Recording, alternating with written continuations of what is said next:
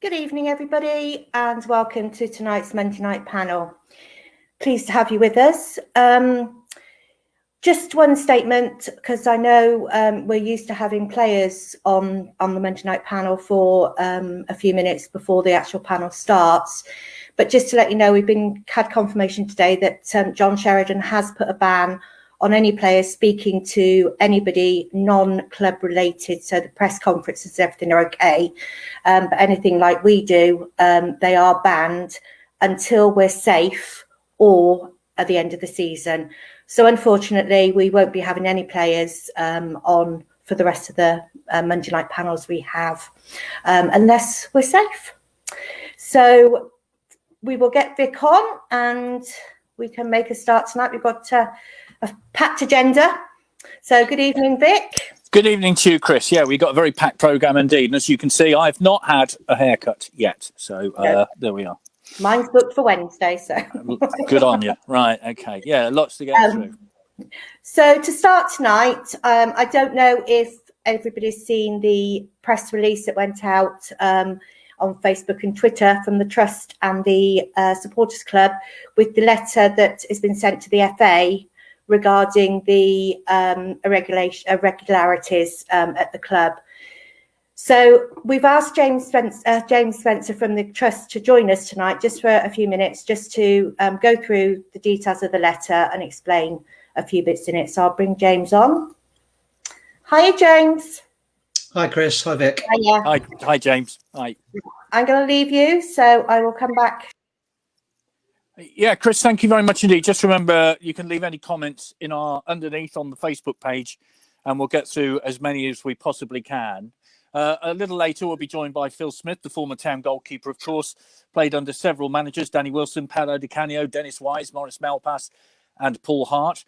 Honor Fraser, who's the right back for Swindon Town women's development team and a season ticket holder since she was 3 years old. Goodness me. And Stephen Clements, BBC Wiltshire Sport, and also a fan, of course, a local actor. And Mark Merriman, a town fan and teacher. So all their comments to come in the Monday night panel, and we're underway now. So, James, welcome. Thank you very much indeed for joining us. Just give us a bit of background to this. We heard last week that FA charges are pending now against Swindon Town Football Club. Just explain the situation as far as you know it. Yeah, absolutely. So, yeah, ultimately, as it stands at the moment, essentially the kind of football club, Lee Power, and also the other individuals and other kind of parties involved, which is obviously Michael Standing and his company as well, have ultimately been charged by the FA due to kind of breaches in terms of the kind of ownership and the funding of the club. Ultimately, they've got until April the 22nd to respond. So although they've been charged, obviously that won't be kind of ratified ultimately until the FA's seen the response from those individuals. So we'll obviously get an update post that. But yeah, we actually had a trust board meeting last Thursday evening. These board meetings seem to be getting longer and longer with all the activities that are going on at the moment at the club. I think this was a new record. I think it was about 3 or 4 hours worth of board meeting. But yeah, we basically discussed this particular element, and we all kind of agreed as a trust to ultimately kind of try and work with the official sports club, which we obviously have been, and we worked with on a number of initiatives with the OSC in the past. And ultimately, we thought actually, previously when the club's been in bother, shall we say, with the kind of relevant parties, whether it be criminal or more elements related to kind of the FA or the Football League in the past. It's always been that, largely our feeling that the fans have always been the ones that have ultimately suffered from the actions of kind of, the football related kind of issues. So, if you look at in the past when we were demoted single divisions and then obviously got reinstated, when we were kind of due to go into the Premier League, or what was the first division then, ultimately largely it's the fans and the local Swindon community that are suffering, plus the players. So we just felt that the best course of action really was to join forces with the official sports club and actually write a formal letter to the Football Association. So we researched the right people, both at the Football Association and also the Football League. and we penned a letter ultimately that we sent this morning to both parties, to the right people at both organisations, pretty much stating that, based on past kind of issues, we felt that ultimately, if the breaches were found to be true, ultimately through the investigation, that it really should be the individuals specifically, i.e. Lee Power and Michael Standing, that should be the ones that are punished, not the football club. Ultimately these individuals have been have kind of, if proven guilty, of kind of funded the club in this way and had this kind of setup in place. It's not the football club's fault ultimately. So therefore, we're asking the FA, and obviously involving the EFL as well, to ensure that, should they be found guilty, that ultimately it's those individuals that will suffer, not the football club. And we've been lucky that, we've also got the support and the endorsement from the local MPs in Swindon as well, both the local kind of Conservative MPs, Robert Buckland and Justin Tomlinson, have both given us, both the OSC and the Trust, their full support, and anything they can do, they've offered that. So that's brilliant. We penned the letter, agreed on it, and then sent it this morning. So. Yeah, I'm bound to say to you, as somebody who was in the room of the appeal at Villa, or the hearing at Villa Park back in 1990, there were boxes of a petition in the corner of the room, which the panel basically ignored. I'm bound to say that to you. What is your response to that? Because that, to me, at the time, proved that petition meant nothing to the football authorities. Yeah, and that's our worry. But I guess at the end of the day, we have to do everything we possibly can to try and ensure that, ultimately the FA and potentially the EFL listen to our side of the story, and hopefully consider that, in this particular instance, that, it is really that the individuals that have kind of, I guess, worked together on this behind the scenes that ultimately have led to this. And it's really not the football fans, supporters and the local community that should suffer, and we'll do everything we possibly can to try and raise the profile of ultimately the letter and the request that we've put in.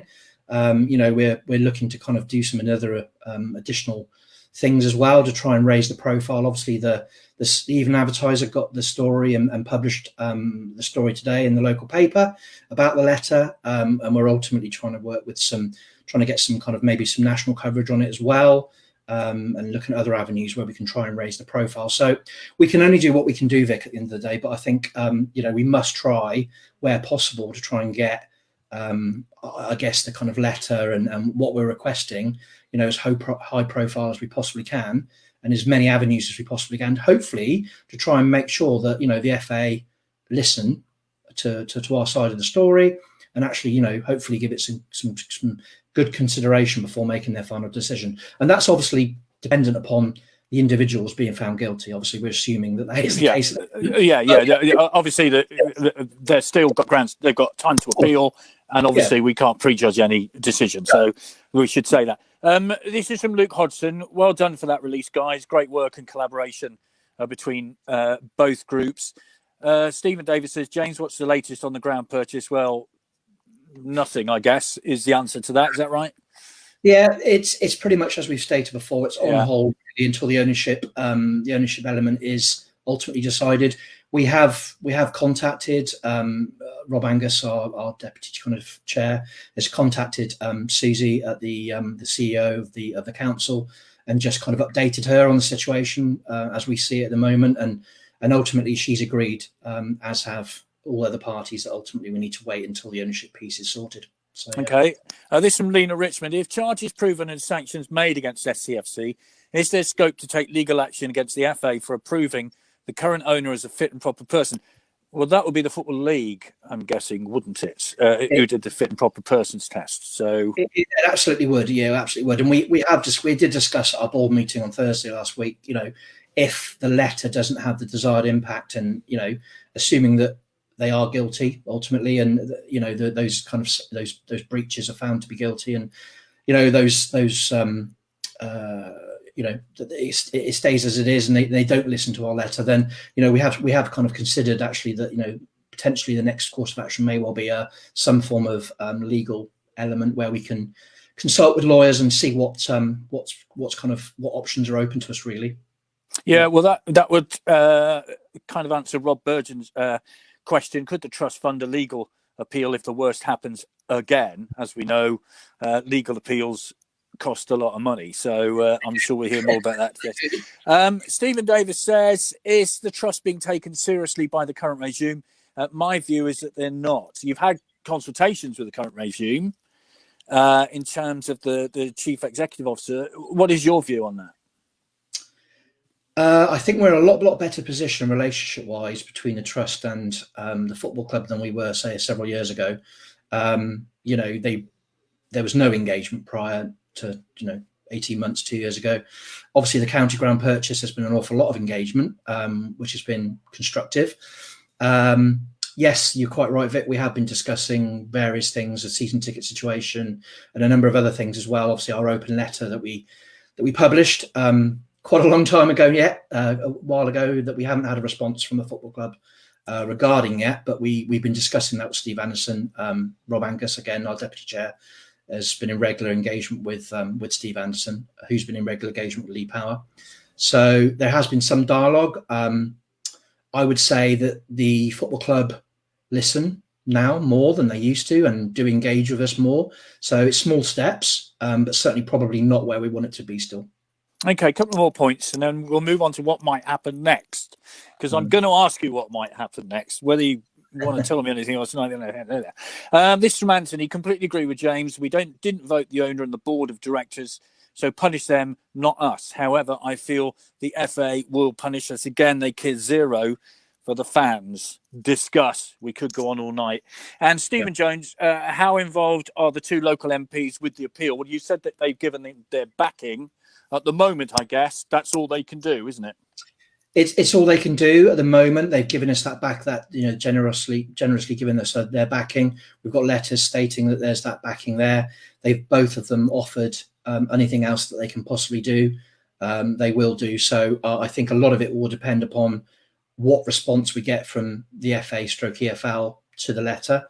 If certain things come back, we have asked in the letter, ultimately that we would like to engage with the FA and have a conversation with them over a Zoom call or what have you, to kind of further back up what we're saying in the letter and really to ask kind of further questions, etc. Whether that happens or not, I don't know.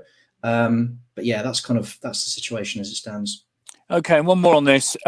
This is from Dan. If the charges are proven and Lee Power does get banned, and of course we should say they're still they have the right to reply to the Football Association position at the moment. Will this mean that he would have to relinquish control of the club? Interesting. Well, he wouldn't be able to be chairman, I'm guessing, if that's the case. Yeah, I mean, it depends on the punishment ultimately, but if you look at the previous examples, you look at the kind of the particular charges that they've associated us with. If you read the detail on it, there's all sorts of sanctions that can be provided. Yeah, directorship, cancel, banning from being a director ultimately. So yes, he wouldn't be able to be a director of the football club, hence wouldn't be able to be the chairman. There's other things as well, obviously points deductions, fines, combinations of all of those things really. On the subject of points deductions, at the moment it's a Football Association inquiry, isn't it? So as I understand it, they can't deduct points. That's as I understand it. Is that right? That's as far as we understand it, yes. It would be the EFL that would be the ones that would deduct points. But, we don't know. The FA have not really said so far that they've engaged with the EFL, but we're assuming that they must have done, and keep them in the loop. So I guess it depends on the outcome post the 22nd and as to when happens, Yeah, and I will say again, because in the fairness of balance, because we must do this, this hasn't been proven, etc. at the moment. So this is all hypothetical. Just on what happens next then, I know the board, your board, the trust board, have met with certain people, and there will be developments. What can you tell us about those developments? Because I've got to ask you about those developments, James. I'm not going to let you go on this one. What can you tell us?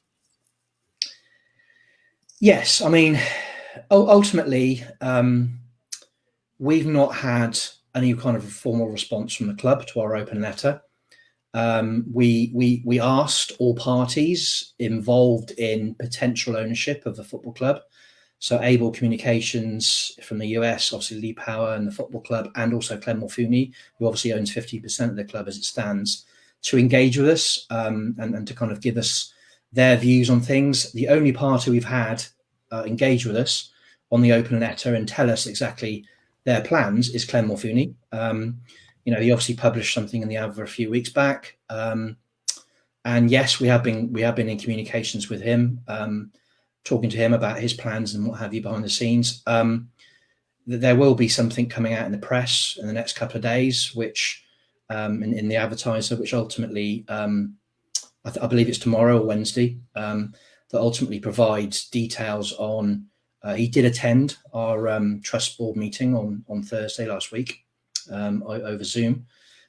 So ultimately, the details of what was said and his views on things will ultimately be published in the press.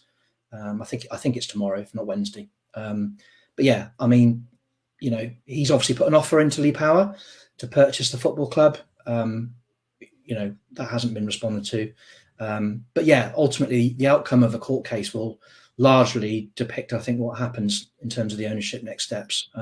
There's probably, and we've talked through this as a board at the trust in terms of all the different permutations. I think, it could go one of many, many ways. If he's not able to be a director still of the football club, then that might accelerate ultimately him selling, and what have you.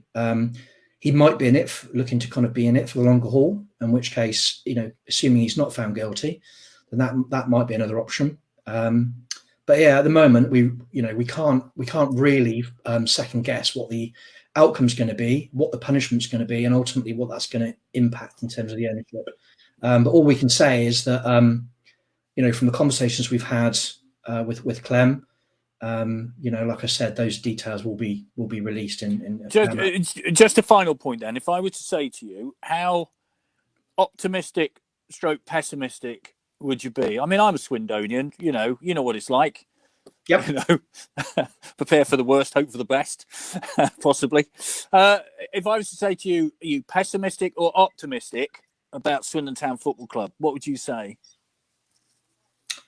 Overall, or regarding this time? Overall. I would say, I think, assuming they're found guilty, I think it will get a large fine, or the individuals will get a large fine. That's only my personal opinion, based on some research and things, looking at other cases. I think it probably will help determine the outcome of the ownership quicker than maybe had it not happened and it not gone to this point.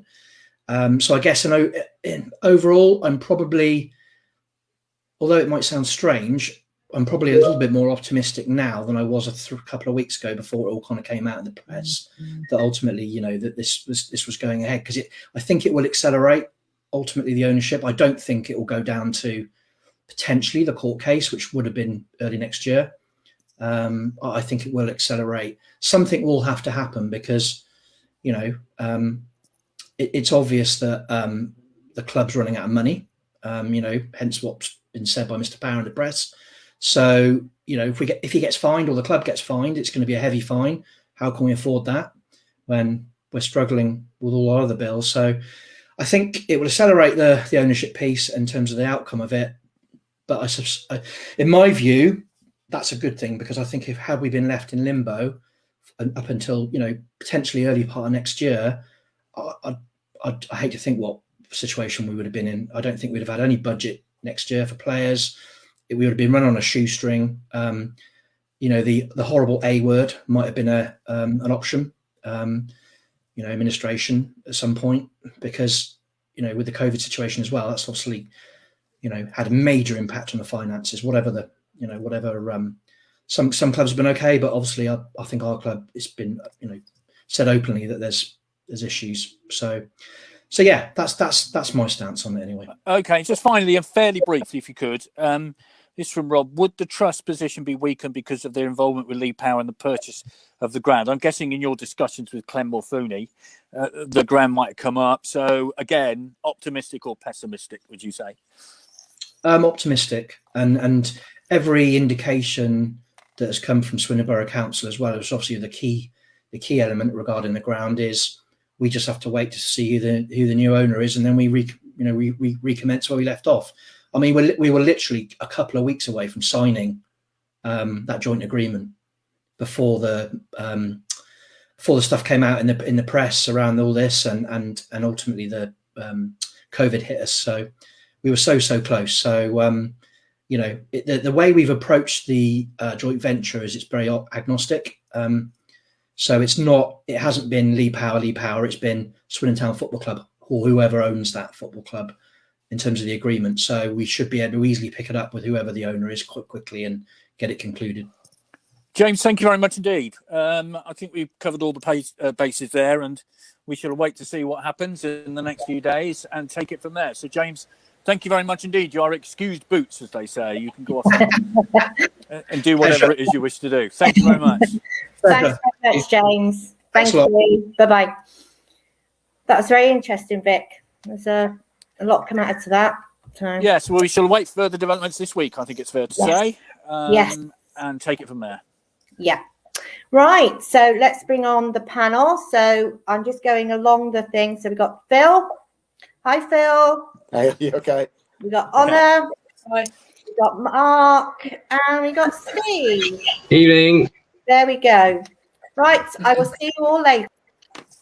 Thank you very much, Chris. Welcome, all of you. Thank you very much indeed for joining us again this evening. Obviously, lots to discuss with one thing or another. Phil, I'm bound to ask, with all this going on in the background, as a player, how are they feeling at the minute? Because not only are they scrapping against relegation, there's all sorts of doubts about who might be owning the club, FA possible charges. What are they thinking? I think first and foremost, they're thinking about getting results. They're trying to get results and do what they can. It doesn't help. I've got to be honest. All the stuff that goes on, it doesn't help, and it will be. Rumours will be going around the dressing room and around the club. What's happening? If there's financial trouble, that will all be going around. What will it mean? Will our contracts mean anything? It does. It does play on people's minds. And it is quite, up front. It's not sort of murmurings in the background. It's quite publicised. So there's going to be some sort of pessimism around the place. But, in that respect, but, they're still going to be wanting to do their best, the best that they can do on the pitch, because it's still going to be their futures, whether they got contracts at Swindon or not. They're still, playing for their futures and their careers somewhere, Yeah, absolutely. It's their livelihood at the end of the day, isn't it? Honor, what about you? You've been a fan since you were 3. I still can't believe you were a season ticket holder at the age of 3. Goodness me. That must be some sort of punishment that you were meted out early on in life. What is your view of what's going on at the minute on and off the pitch? Because, it's just, I've likened it to that container vessel that was stuck in the Suez. That's where we're kind of at the minute, isn't it? Yeah, I mean, never a dull week, but there's always a lot of dull games within the week, I find. It's just quite frustrating as a fan. We've seen it all, really, and at the end of the day, nothing would really surprise me with the club. We've had some really good times, and we've also had some really low times, and at the moment we're obviously in one of those low times, and we just have to hope that one day we will come out of it stronger, but we don't know when that will be. No. Mark, we've been here before, haven't we? 1990, of course, sticks in the mind, and having lived through that horrendous experience, Wembley, 10 days later, all the rest that came after it. Are you worried that might happen again? Yeah, I like Honor's point about we'll come out of it stronger, and I think we will. I hope we will, but I think it might take some time. And of course, we know how terrible it was in 1990. We know that we were allowed to go to Wembley by the football authorities when all along they had us banged to rights, didn't they? And despite the trust and what James has said tonight, admirable though it is, I can't help but feel that the FA and the football authorities, the various precedents have been set, And I can't see anything other than fines and points deductions for Swindon Town, I'm afraid. Yeah, So I mentioned that the boxes of petition, there were like 30,000 signatures on that petition, and I can see them now. They were just shoved in the corner whilst the tribunal went through and came out with their punishment. And you're right, I think they knew before we went to Wembley what was going to happen, and I think that made it worse at the time, didn't it? Yeah, and you and I went on that march, didn't we? I'm sure you went on that march through Swindon. 30,000 people attending that march, and probably on the back of that, we managed to get a reinstatement back into the division we come out of. But it still felt like a horrendous kick in the guts, didn't it? After all we'd gone through, and what a great team we were in '90, weren't we? Probably the best team in our memory, apart from perhaps the '69 team. You'll remember that better than me. But I maintain to this day, if we'd been allowed to go up, we could well have been an established force in the Premiership, if not the Championship. And that just knocked us sideways. Yeah, I think we would have stayed up and not necessarily torn up any trees, but stayed up. I think that would have been absolutely right. Steve, here we are. I mean, as Honor said, it's never a dull moment, is it? I mean, no. Not only have we got a relegation scrap on our hands, and I did say on Saturday on Twitter, I think this is the most depressing season I can ever remember for a variety of reasons. We can't go to games. We have little say in all this. The football's dreadful, let's face it. And it's just depressing, isn't it, this whole season? It is. And yet 2 weeks ago, off the back of 2 wins, it was kind of like, there's a little flicker here. But sadly, it's the hope that kills you. Because here we are, second from bottom. And it's just gone from bad to worse. I mean, you think anything else is going to sort of knock us sideways again? It's just any more punches out there that's going to be swinging our way. The transfers at the beginning of the season weren't great. The January transfer window wasn't great for us, so that all knocked us back a bit as well. And it's just snowballing. And I think we all know, sadly, our fate is. I think we all know we're going to be playing next season anyway. And Harrogate is a lovely place to visit. I understand. So, it is, yeah. It's a shame, but but people talk about the points deductions. Would that happen this season? Would that happen next season? If that's the outcome for Swindon Town, I personally don't know. But I think I'd rather take them this season and then get us relegated to League Two rather than the dreaded national leagues. Which once you go down there, you take a while to come back. You only got to look like to Wrexham and Hartlepool. They're still there. Anthony White says, face facts, if we get points deduction for next season in Division 4 with no money, no manager, no players, will be odds on going out of the EFL. Phil, you've played in non-league. You know how tough it is. I mean, a lot of people will look at it and say, well, a club like Swindon ought to come straight back. But, hey, it ain't what it used to be, is it?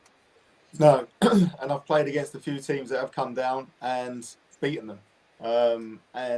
Played Bristol Rovers when they were down there. Although a strong team, found it difficult to start with. They did get back up. Leyton Orient took a while.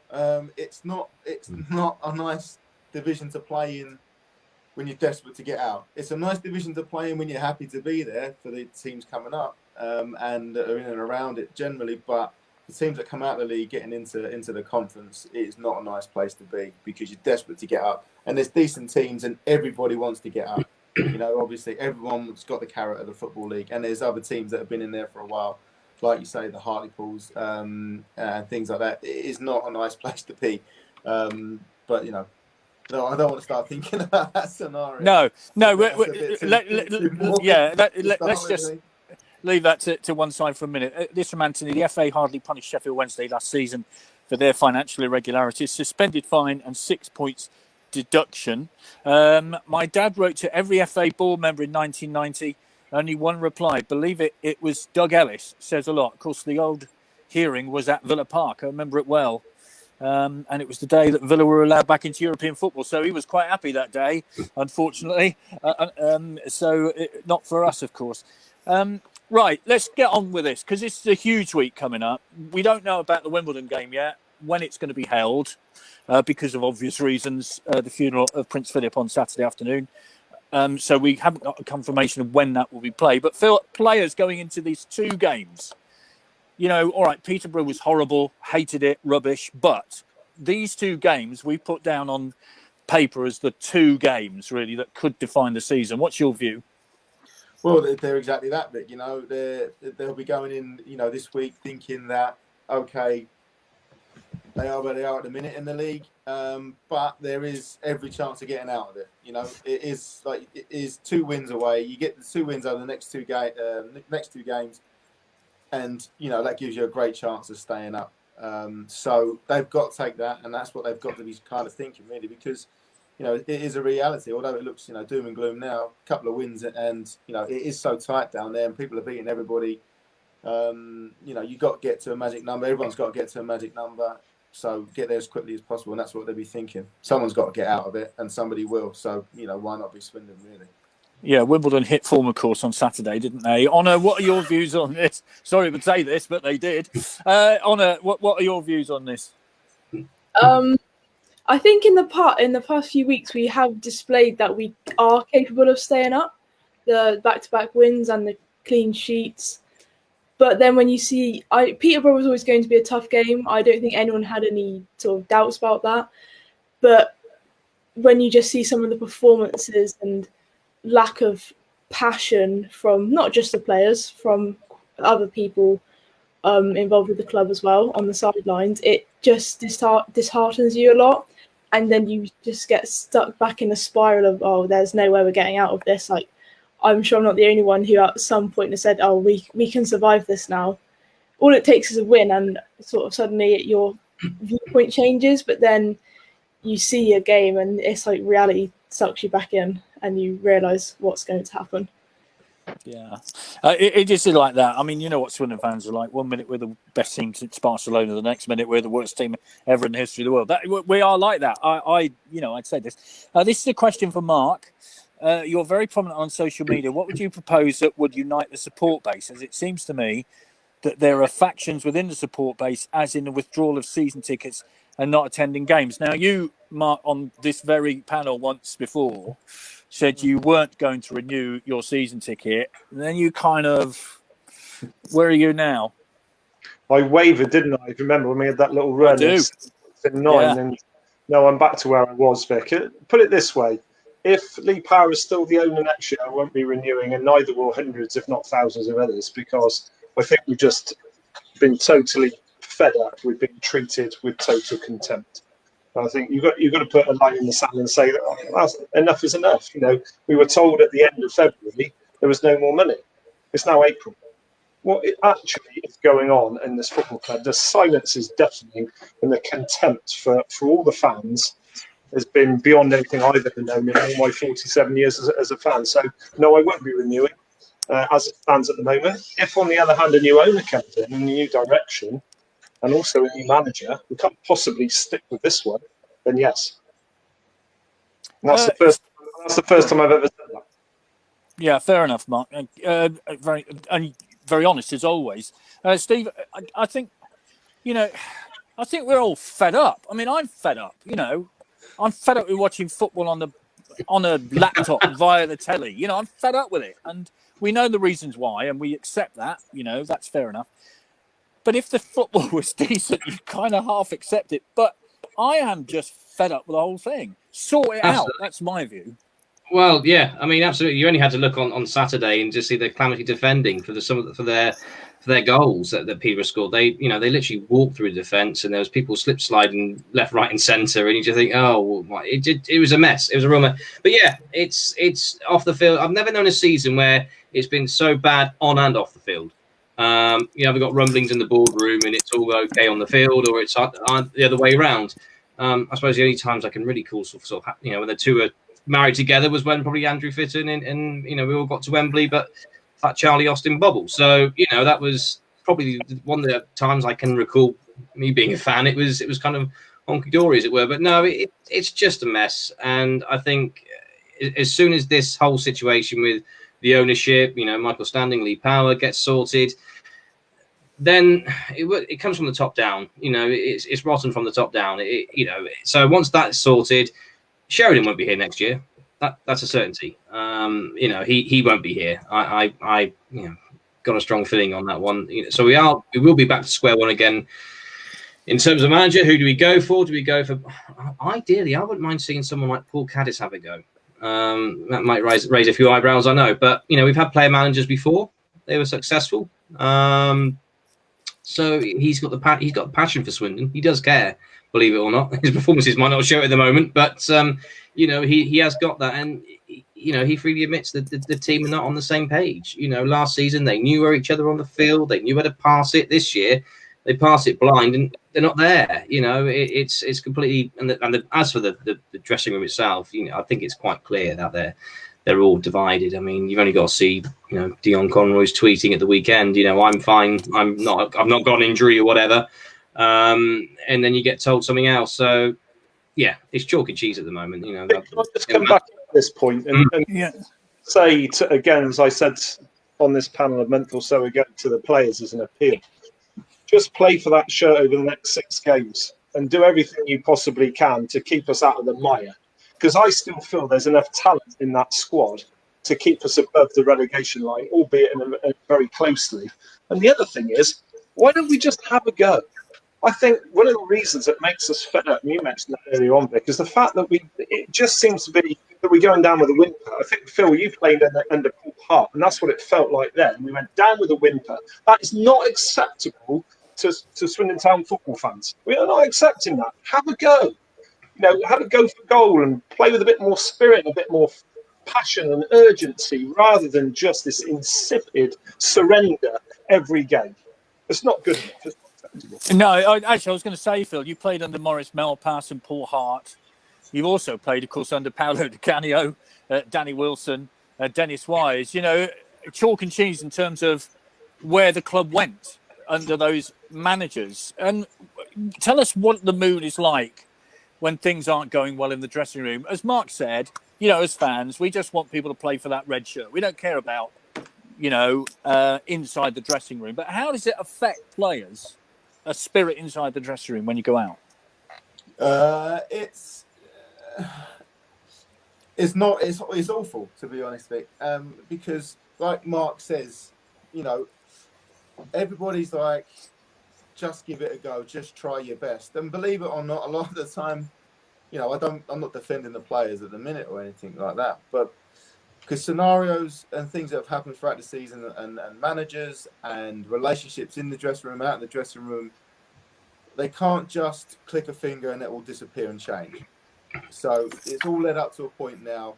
You can try and get out of it, but in that case of just go out and give it a go and it will all be all right. It's hard to do that in terms of getting out of it, because then all the pressure, as soon as it doesn't start going well or something goes wrong, you go back into your shell. Oh God, we can't do it, and we're doomed, So, but that's where the leadership comes, and the good managers will get more of a rise and won't let it get to that situation, and the good characters in dressing rooms won't let it get to that scenario. So yeah, you can give it an effort the last few games, but it's hard to just turn it on like a light, because if it was easy to just turn it on like a light and get results, nobody would be in that sort of situation. It's tough, and it's just a hard, toxic environment, because you just see no way out. You try your best, you get nowhere. Things go against you. It becomes a horrible mindset, and it's hard to break that sort of mindset. The only way to break it is by getting results, getting a bit of luck, getting a bit of camaraderie together. That's the only way to break it. That's easier said than done. Yeah, we thought that changed, didn't we, on a couple of weeks ago? You mentioned those back-to-back wins at Bristol Rovers, great victory there. You thought, well, here we go then. It's a bit of a platform. But since then, of course, I think it's 3 on the bounce now with how many goals? 1 goal. It's not been great, has it? No. It's just so, I keep using the word frustrating, but that's what it is, because you see a glimmer of hope. And as mentioned before, the team, it's not a relegation team. At the start of the season, I wouldn't have thought, oh, there's no hope. Certain players come into the squad and you have your sort of thoughts about them, but overall, you don't think you'll do that bad, and then things just build up. And I wouldn't say we're in a great league either. I wouldn't say other teams who we've lost to are particularly quality. like Peterborough on Saturday, yes, they were a good team, but we did gift them the goals at the end of the day, I thought. But there's just we didn't really have much of a flair about us at all, because that's a game where you do have to go for it, and we just didn't. And maybe we're just saving up for the games like we've got this week, but you don't know. It's just really unpredictable. We've got lots of comments coming in. This is from Joe. If we had an average manager, we'd be higher up the table. Unfortunately, we have John Sheridan. Alex Clark. Hello, Alex. Totally agree with it. Can't remember the last time I watched the whole 90 minutes. It's depressing, to say the least. From Keith, I'm waiting to hear what the proposal is for renewing before I make my mind up about renewing. Of course, we don't know that, what it is. I can take sustainable budgets. I can take buying young talent and selling big. I can take minimal comms from the club. I can take summer overhauls. I can take the rubbish football. I can take relegation. But what I can't accept is not following the FA rules and lying to us. And this is why I will not be renewing my season ticket. This from Keith. Attack. From Rob. A terrible, unconcerned owner. The worst manager in the history of our club. With the exception of a couple of players, we have a very mediocre team who consistently underperform. I'm thinking we're now at the stage where luck couldn't even keep us up. Sad times, but I'll still support. Mark, I mean, gosh, I really, on Saturday afternoon, it was a lovely afternoon. And I'm sitting there thinking, what am I doing? Watching this awful football on a laptop and television combination. I could be out in the Devon sun. What am I doing? Yeah. And I think this is what people are feeling now, isn't it? Yeah. I thought Saturday was a freebie because we weren't expected to beat Peterborough. We know they're a good side. They're only at the top of the table for no reason. Obviously a good side, consistent side, good attackers. So let's have a go. Play 2 up front. If you're going to play a 3 at the back, play 3-5-2 and play 2 up front, because much as we quite think that Brett Pittman might score a goal in the box, he's not going to run, is he? So he needs somebody up. He needs somebody up to feed off the flick-ons. He does win some ball in the air. If it were Tyler Smith or Hallam Hope, just somebody, give us a bit of hope. Pun not intended. Just try to do something a bit different. What Sheridan does, it seems to me, is he has lots of different ideas and formations, and it's like you throw lots of mud at the water. It's a scattergun approach, isn't it, to tactics and team selection. And actually, those wins that we had, they came about from stumbling on a winning formula. I don't think there's any more than that. Once Iandelo's injured, you lose any pace at the back, and then you're struggling again. And now we're back to 3 defeats, on the spin, and 1 goal scored, as you say, in 3 games, 2 goals in 4 games, and that isn't any good. We'd much rather go down with a bang, go down fighting, than just accepting it with a meek whimper. Well, this is a point which is backing that up. Do we at least need to stop with one isolated striker feeding off scraps? It hasn't worked all season. Stephen, this goes back, I think, to Paul Hart when I remember talking to him and having this heated discussion. What is your formation? I remember it well. Yes. When we just seem to appear to have one striker up front at home when we needed goals. And, to me, I'm a pretty simple chap. You have a big man, you have a small man. You've got Tyler Smith around. Have 2 forwards up front at home. I don't understand why you wouldn't. Absolutely. I think that one man was Calvin Andrew, if I remember rightly. It was Calvin Andrew. Ago. You're quite right. Yes, But no, Brett Pittman frustrates the heck out of me. I'm shouting at the laptop, run, but he clearly can't. So it's walking football for him next season. But no, I mean, get some pace up there. That's what we want. It's the pace we're lacking. Omatoye, haven't seen him. In Tyler Smith, they have got pace to burn. And I think that's what could unlock defences. I know it's a boring quick ball over the top, but play it with quick one and then get the pace and then get behind the defence and hopefully hit the back of the net. It needs to change up front. This one up front is not working. If we can see it, surely John Sheridan can see it. Well, you hope he could anyway. No.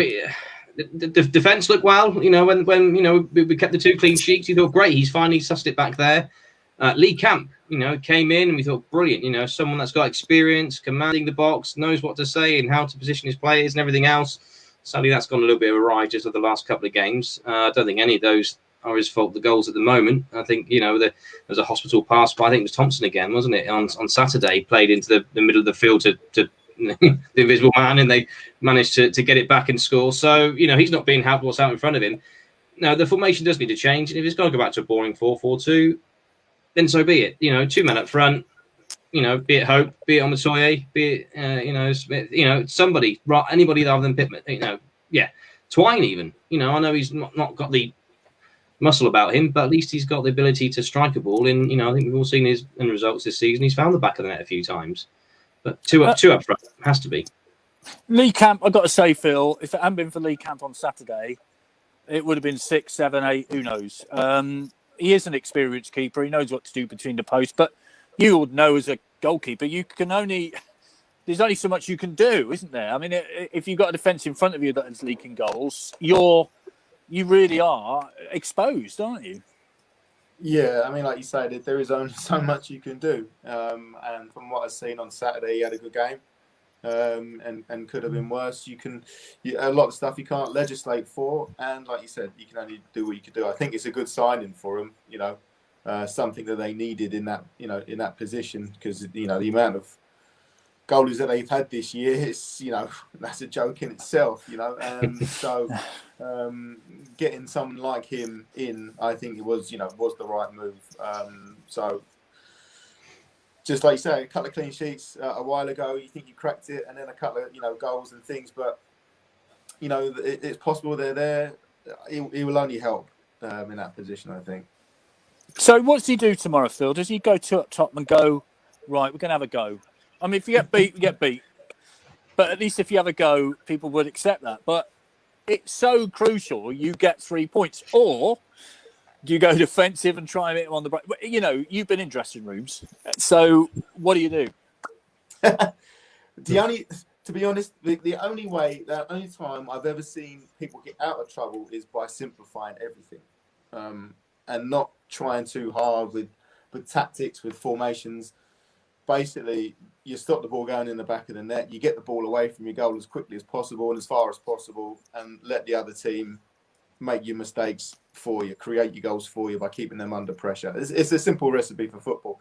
It's not that easy, obviously, but when people are struggling, people are making mistakes, take it out of their hands, get the ball up the field, let the other team make mistakes.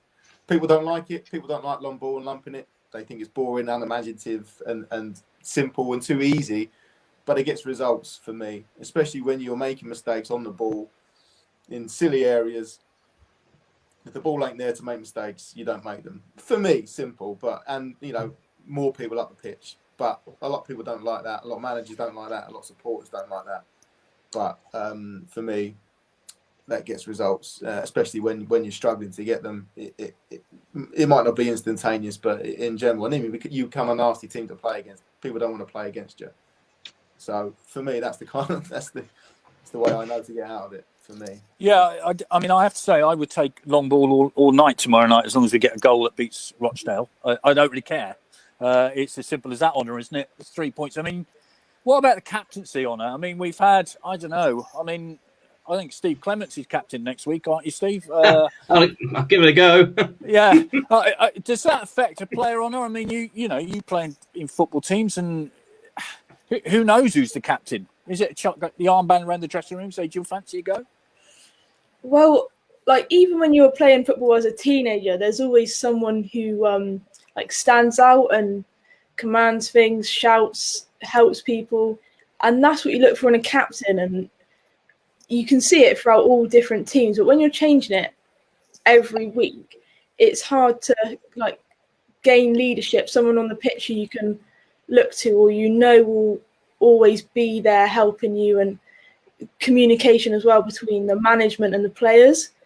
So to change that every week, it's just another inconsistency. And I know we did have a sort of solid one for a while within Dion Conroy, but then obviously that's changed, and very unlikely that's going to happen again this season. But it's just weird, because even the grassroots teams, they have captains every week. Under-8s teams, they change their captain every week. That's what you expect from them. You don't expect it from a professional football team fighting for survival. You need someone to take the lead and set an example to the other players of like set an example of passion and commitment and pride for the club at the end of the day. And I don't know who's doing that. No, it's an interesting one. I've never known it. I think where are we at now? We've had, is it 8 goalkeepers and 8 captains or 7 of each? I'm not sure. They're level, I think, level pegging now, I think, at the moment. From Joe, utterly pointless playing defensively. It hasn't worked once this season. Oliver Sweeney, pointless playing defensively when you can't defend. From Dave, I'd take long ball if we're not conceding goals and winning, just to stay up. There should be 11 captains every week. Well, I understand what you're saying in that point. Mark, this is from Anna, who I think you might know. As I'm soon to be Town's new manager, this is jokingly said, well, not jokingly, maybe not jokingly said on the panel last week, she'd like you to be her assistant. Is that okay with you? And David says, Pittman is one up front, does not work, need to attack, clearly doesn't like Umatoy, so why sign him? I think many of us are asking that question, Mark. There we are, the Norwich bloke, as I call him. We've seen him for about, 2 minutes? I mean, it seems to me he might be really good, but we don't know. No, play him up front tomorrow, or play him wide. And I completely echo what Phil was saying. You know, you simplify things. If we play a 3-5-2, you can play 2 wide players. I think Garrick's got some pace and some promise. His final ball isn't great at the moment, and maybe Omatoy on the other side. And at least you've got some pace to go at him. You know, and give us a chance to get the ball in the box for maybe, you know, perhaps Pittman and Hope, or Pittman and Twine, Pittman and Smith, Pittman and anybody really, and just get that ball in the back of the net. And that's what we want. Give us something to hope for. You know, give us 3 points tomorrow. We've got a glimmer, haven't we? But I think if we don't win tomorrow, I think we can all accept the inevitable, or perhaps not accept it, because we can never accept anything. But I think we all know in our heart of hearts that 3 wins might keep us up. 4 wins probably would. But any less than that, we've had it, haven't we? Yeah, especially as other teams around us are picking up, aren't they? I mean, well, Burton you can accept are gone. I mean, they're safe now, aren't they? Wimbledon, as I said, hit form on Saturday, which is not great. Bearing in mind we got them Friday/Saturday, possibly Sunday, who knows? Steve, it really is. Come on, let's pick this up a bit, because you know, I'm fed up with this because we've been through the most miserable of seasons. Any hope? Let's look for a positive shine on this, or is there none?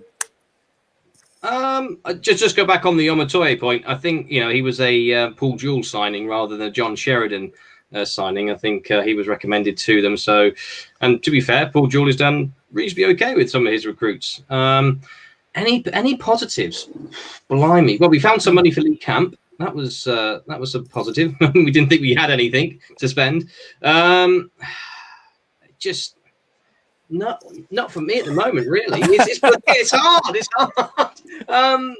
If they win tomorrow, then great. We have got something to cling on to. But looking back on the season, there's been a couple of highlights. I mean, beating them up the A420 and the others down the M4. We did that. We did well. But it's just, at the moment, it's just the position we all find ourselves in. It is rather shocking and dull and depressing, and every other doom and gloom word you can, say. But if they win tomorrow, Vic, if they get a point tomorrow, will a point be enough tomorrow? I don't think it will be. My heart sank on Saturday when I saw Bristol Rovers take the lead, and luckily Northampton managed to find that goal. But sadly, we're relying on other teams rather than ourselves. I think we just got to forget what's going on with other teams. It just gets just Swindon Town focus on their own thing and just try and win something. Even if it's an argument in the car park, win something. Yeah, there was the Tom Broadbent up front thing at that place that we don't mention that won that local derby. Tremendous. All of a sudden, something different, Phil. That was what happened there. I mean, you're in the dressing room tomorrow night, right? It's 7 o'clock kickoff. It's 5 to 7 before the manager sends you out. What do you want to hear? Do you want to hear a blood and thunder? What do you want to hear? Yeah, you need to get something to give you a bit of positivity, Again, I don't know what John Sheridan's like. I know the good managers that I've had, they get you going. They make you believe when you go out. You trust what they're saying. You trust yourself and your body and what you've been doing in training. And what they're telling you before the game. They're getting you going. They're filling you full of confidence. They're giving you all the information that you need, and you're fully prepared. That's what you want. You want to be going out thinking, I'm ready. We're going to win this game, and that will come throughout the week, not just before the game. But yeah, you want a bit of. I've had some great ones from managers, like proper blood and guts ones. I think you can probably guess where that's come from. And then some other ones that are more calm and collective and just precise and getting you knowing where you're going. The set pieces, the way that you're playing, who you're playing against. You know everything, so you can't possibly be beat because you know exactly what everyone's going to do. So all that. What you don't want is just like a damp squib, just get out there, or it's all your fault we're in this position in the first place, go and put it right. You don't need any of that rubbish. You need someone to to get behind you really at this stage in the season. And I've had both. I've had people blaming us for being in that situation. It's all our fault. You go out there and sort it out yourselves, and people that that will get behind you and get you going the right way. Yeah, I think we can guess the manager that was passionate in the dressing room before the game, and we always used to take bets as to when he would hit the plexiglass on the dugout where we sit, because he would do it at some point. Was there much teacup throwing? Yes. There was skip kicking, there was table throwing, there was lots of stuff going on. The shirt grabbing, everything. Brilliant. And that was just a kit man. Yeah. What are your positives? Are there any, as far as you're concerned? I think every positive I have this season is just followed up by a negative. I think Ipswich away, that was, if anything, quite annoying in the end because so many false promises during that game, and it's accounted for nothing in the end, because we obviously saw a few of the new January signings playing that game. Scott Twine, who was on Sky, everyone was bricking it because we didn't think anything was going to happen.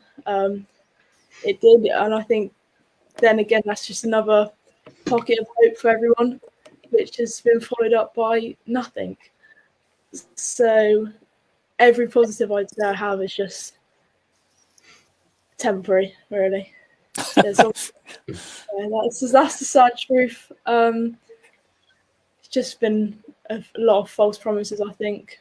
And a lot of that you do build up yourself. Obviously, you get quite excited when we've just had a really good season under Richie Wellens and promotion. To have that end cut short and ended, I think the wheels have just been falling off very quickly ever since. Yeah, I think actually you made a very good point, because Mark, it was such a great season last year, and we really loved it, didn't we? It was great watching Swindon last year. I kind of felt every bit in between the games was a bit of a waste of time, to quote Fever Pitch. It was kind of, you just waited to see the next town game, didn't you? Yeah, it was great, wasn't it? And, for the first time in 3 or 4 seasons, we were loving our football. The football we played for a League Two side was exceptional, wasn't it, at times? And of course, we had players' names being bellowed by the fans in the stands, probably for the first time again in 4 or 5 years. The likes of Owen Doyle and Joey Yates. And incidentally, if we'd had a Joey Yates this season, I'm convinced we would have finished probably halfway, because he's proved himself, hasn't he? And I think he'll go on to Championship football. I am going to give you some positives, though. Oh, go on. It's our record against the bottom 6 teams. So our record against the bottom 6 is extremely good. We've done the double over Bristol Rovers. We've beaten Rochdale. We've beaten Burton once and should have beaten them again if Sheridan had any tactical nous about it. We've beaten Wigan at home. We've got 3 of those sides to play in the last 6. So I'm going to give you a glimmer there to think that perhaps we can finish, maybe not top of the mini league, but if we finished 1 place above the dreaded dotted line and 1 point or even goal difference ahead of the dotted line, we would take that right now. We would. I'd snap your hand off, to be fair. Yeah. We should say, of course, the last game of the season is now on the Sunday, isn't it? At midday, I think. On the is it the 8th or the 9th? I can't remember. Anyway, it's been moved to the Sunday now. A couple more comments. I think the players need a positive man on the sidelines. I'm sorry that I don't see that in John Sheridan. All I see is him looking miserable and shouting at the players. No wonder their confidence is probably shot. It's from Peter. There are 3 other teams as bad as we are. We just need 1 more team to be that bad. We'll see. And just finally, Phil, I on that shouting at players from the sidelines. Now, normally, if a football ground is full, you don't hear comments by managers. Is it bad normally? Just give us an indication of what that's like. I guess it depends on how it's going on the pitch, you know. Listen, every player's played in youth team games and reserve team games and quiet games, you know, so it's not out of the ordinary where you got your manager shouting at you, telling you what to do. Obviously, some are more vocal than others, and some, you know, with the noise of the crowd will be heard more than others. But it's not a new thing, and like I say, it depends on what's going on. Some can be idiots with it, and some can be, you know, the good managers and the bad managers. You know, it all depends on how good and their qualities and what they're going to get out of the players that they've got. Some managers are good with some certain sets of players and not others, but it's not something out of the ordinary for people to be out here, the manager shouting from the sidelines. So I don't, you know, that wouldn't worry me too much, you know, that being the case. It'd be better for me, there's no supporters shouting at you than I'd rather the manager shouting at me than the supporters shouting at me, to be honest. Yeah, fair enough. I know you had your trouble in the past with that. Right, let's go around and see how many points out of these next two games we're going to get. Phil, Rochdale away tomorrow night, Wimbledon Friday, Saturday, Sunday away. What do we reckon? Out of 6. 3. Okay. Honor? I'm going to be slightly optimistic, say 4. Okay, Mark? 6. You win at the minute. Steve, what's your view on this? They're all down there. Sadly, I'm going to say 2 draws. Because Wimbledon picks up some form. Rochdale, they can, 2 points, I'm afraid. That sounds awful. I'm going to go with we'll get a goal in the first 5 minutes tomorrow night. You know, and that would pick us all up, wouldn't it? Whether we can see one straight away after that is not either there. But, you know, it would be great to get an early lift tomorrow at Spotland. Thank you all very much indeed. I know it's been a bit depressing but that's what we're at the minute. I mean, we're at that, Chris, aren't we? So, We are. you know, let's hope the next few days brings us something to be cheerful about, quite frankly. Hopefully. Thank you very much, everybody. Pleasure. Next week, we've got, and I'm going to say this wrong, I know, Gabrielle Zucchini. Vic, help me out. Well, I always said Gabrielle Zakawani, but I might be wrong. So our player from last season, he was at the Peterborough game commentating for BBC Peterborough area. Cambridgeshire. Yeah. So he's very active on Twitter. So we've asked him to come on the sofa next week. So that was one to look forward to. So thank you very much, everybody. And let's hope we've got some good news after tomorrow and the weekend. So thank you very much, everybody. Thank you. Thanks. Cheers, bye. Bye.